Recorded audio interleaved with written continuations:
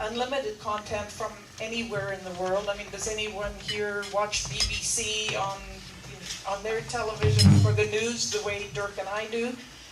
So there's a lot of challenges in the internet age, and our minister, Minister Jolie, the Heritage Minister, has made a decision to have a wide open discussion and consultation, because it is a very complex challenge to maintain that identity through arts and culture and communications in the internet age. And so I think this is a very key difference from before a year ago, where decisions were taken by a group that were not really considering the voices right across the country.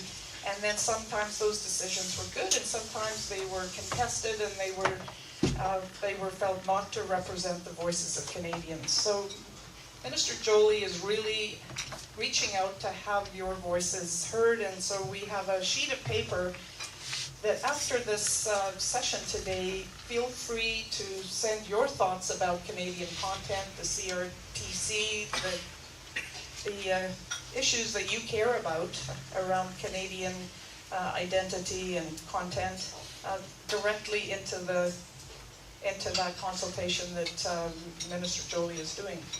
Now we have a speaker who knows a lot more about this than I do. So I'm not going to say anything more, but I'm going to introduce Prem Gill, who's the CEO of Creative BC, which is a non-profit society responsible for sustaining and growing BC's creative industries, including the development of Indigenous content and intellectual property.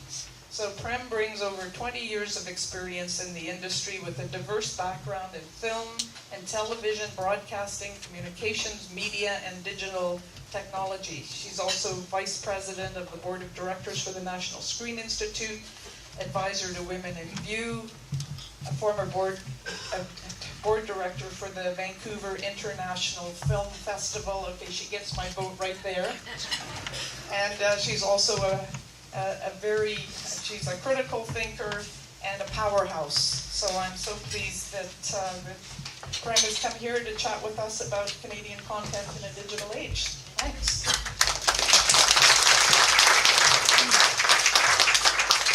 Thank you very much. Is my microphone on? Yes. There we go. Yes. The light is on. Oh, there we go. Hi. Good morning. Thank you very much, Joyce, for your kind introduction and for inviting me here today. It's so great to see so many people that I've never met before so interested in this subject. It is what I see as a once-in-a-lifetime opportunity to really contribute to the conversation on the future of Canadian content and our policies. I'd like to recognize actually a couple of industry friends who I saw here. There may be others that I didn't see, but Rob Bromley is the Vice Chair of Creative BC's. No? Yes. Let's switch it up. Sorry. No? I'm going to give you that. Just want to hand me a microphone. Yes, Rob is here. Rob Bromley, the Vice Chair of Creative BC. He's back there somewhere. So thanks for being here this morning, Rob. Pete Mitchell from the Vancouver Film Studios. I saw him around. Lisa Purdy from the Knowledge Network and BBC Kids. Liz Shorten from the Canadian Media Producers Association. Dennis Heaton, one of our local screenwriters, is here as well. And I hope that they will, at the end of my remarks, really engage in the discussion as well. So as it's also my anniversary at Creative BC. I've been there for a year, and prior to that I was at TELUS for the last 8 years. And it's been quite a year for me as well. I think I started about a month before the new government, and it's very interesting coming in and trying to transform how an organization not only functions, but what our role is here. I should also note that we're actually funded by the province of BC, and how their support is critical to growing the creative industries. And certainly, as a funder to us, they're extremely valuable. We also do get some support from the federal government through Western Diversification that all goes directly to export marketing programs for the creative industries. While I wasn't a tree planter, I did work at the Burnaby Public Library all through high school and university. So content has always been a big part of my life. So I'm going to dive right into my little talk. It's about 10 minutes, and then I really do want to have more of a dynamic discussion.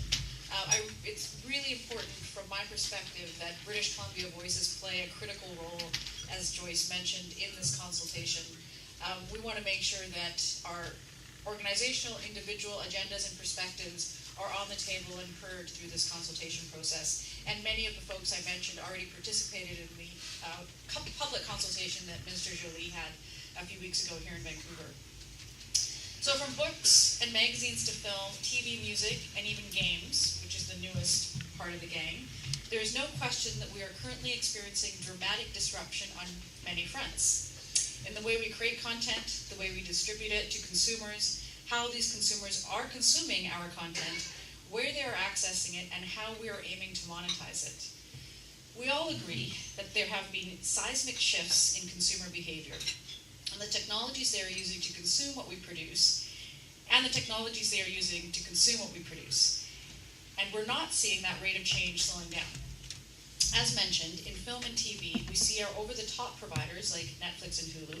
In music, we see Spotify, iTunes, YouTube, and Google Play. E-book subscription services include Scribd and Tidal and Oyster. And magazines can be consumed on services like Texture, which is run by Rogers Magazine Services, and now Rogers, where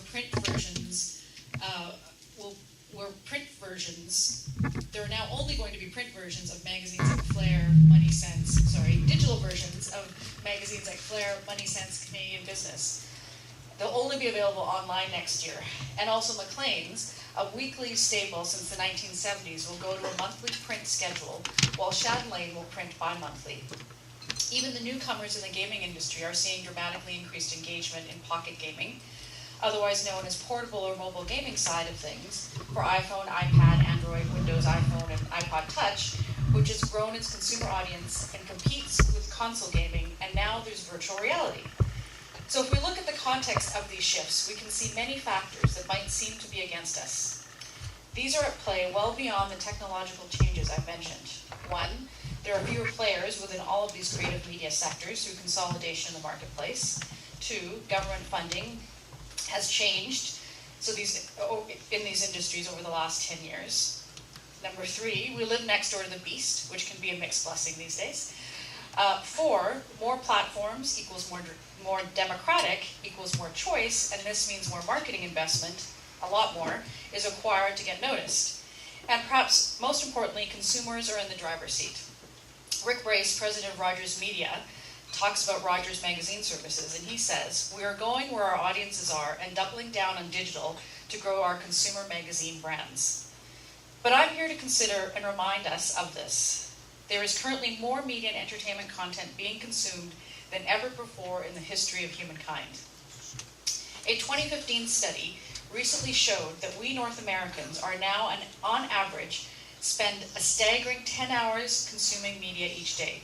This is according to Zenith Optimedia.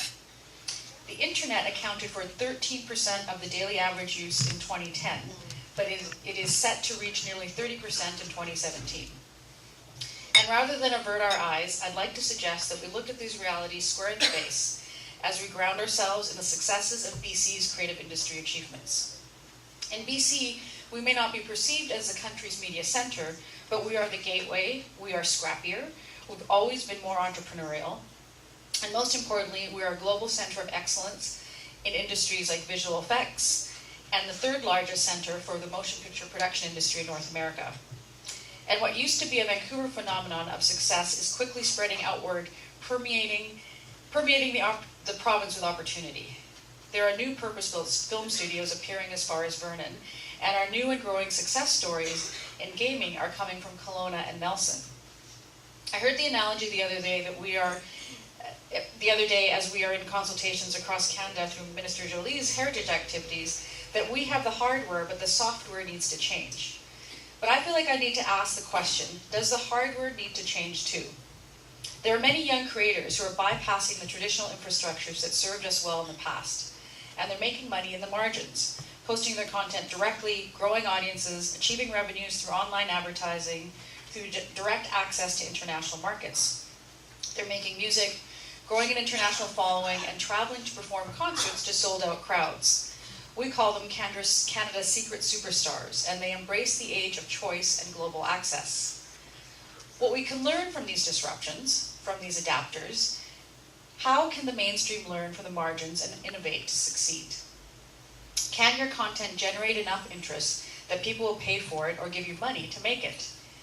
In this paradigm, the conditions must shift toward creative entrepreneurship, and given our track record in this regard, combined with the fact that we are a global center of excellence in motion picture, gaming, and VR, we stand a good chance to excel at adaptation.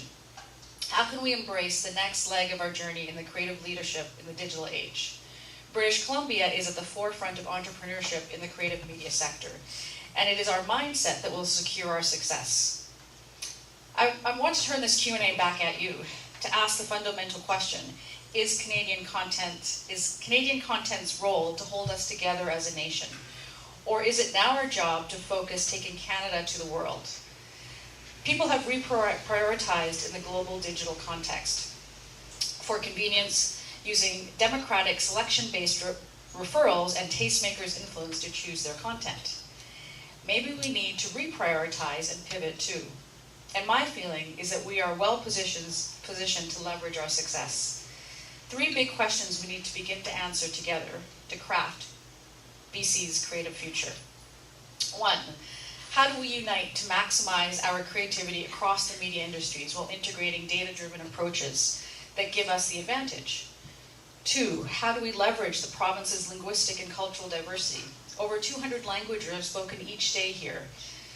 And how do we contribute to that advantage? Use it to our advantage. 3, how and when do we begin to shift our businesses from legacy operating models to models that better reflect our projections about the future?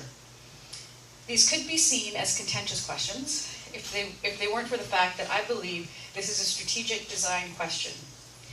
As the provincially designated film commission, Creative BC has been part of catalyzing a tremendous evolution of this province's motion picture industry, including live action, visual effects, and animation, which over 30 years of strategic and collaborative effort now contribute an estimated $2 billion of GDP each year and employ well over 25,000 people.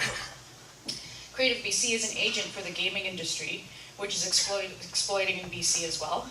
The interactive and digital media sector, at last count in 2015, comprised of 142 digital media companies, making up BC's video game industry that sent employees home with annual average salary almost the double of the BC average. Our organization is razor focused on design thinking, collaborative action, and on uniting to capitalize on BC's successes, its expertise, and its positioning. With development funding designed to foster, grow, and retain our talent toward the creation of more Indigenous intellectual property in the knowledge-based industries, with production services that promote our locations and serve our accommodating communities to sustain the unprecedented levels of activity in the motion picture sector, with financial incentives, political stability, and a diverse and tolerant culture that will combine to make British Columbia a place to do creative business, and finally, with collaborative global marketing and trade initiatives that form a united media front, representing film, TV, music, books, magazines, interactive and digital media, which we take as our dynamic offering to the world. So I say we take this challenge on together. How will we design our context to take on the challenge of Canadian content in the digital world? What role will policies play in supporting this growth? What new activities do we need to see to develop IP? What new supports does the creative media need to succeed? Finishing money, marketing money, export money. So I'd like to just finish and just say I actually turned the table to you and the podium to answer some of these questions and have, especially with some of my colleagues who are facing these questions on a daily basis, how do we approach this challenge in terms of the question that was put before us? Canadian content in the digital age, let's accept the challenge. Thank you.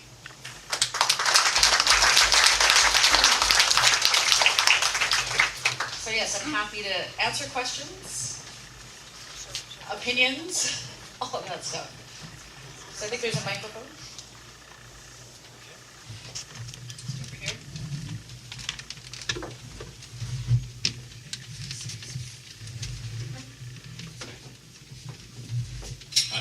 My name is Dan Sinclair. I'd just like to point out that I think you're absolutely right. A lot of times in our lives, we try and get our children to become doctors and lawyers and accountants and things like that. In today's world, and I go to China a lot and I go around the world a lot, I see huge volumes of people on the internet. And not just in the cafes and things like that, but more particularly in companies with 135,000 people in China, and they have entire volumes of rooms of people on the internet doing business around the world. If we don't act now with our own children and our own Canadian content and get it out there to the world, I don't understand how anybody can't see that now. If you look at someone like Bill Gates, someone asked him the question, how the heck did you come up with the idea of the computer? And his answer to that was, how did you not see it? And I think that really speaks to what you're talking about. Right now, it's incredibly important for us to get involved in a big way, whether it's in arts, whether it's in media, whether it's in getting our voice out there. That is our connection to the world, and I think we have to think global, not just Canadian, to get Canadian content out there. Yeah, absolutely. And lawyers and accountants are important parts of the creative industries ecosystem. So we welcome more different types of skilled labor into the industry for sure.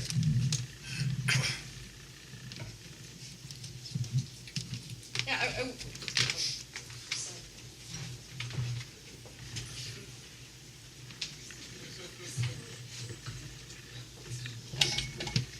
it's a pretty long cable. Oh gosh. I'm leaning in and I'm sort of, I feel like I'm attacking this child in front of the yeah, I mean, you raised so many amazing points, Prem. Yeah. Maybe I can just project. Sure. No? Okay. I'm a screenwriter here in Vancouver, and when we